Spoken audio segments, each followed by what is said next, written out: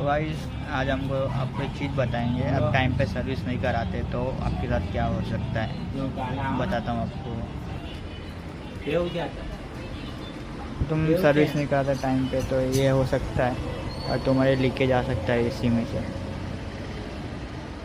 इसलिए बोलते हैं टाइम पे सर्विस कराओ। ये कीचड़ जम गई है पूरी इसके अंदर,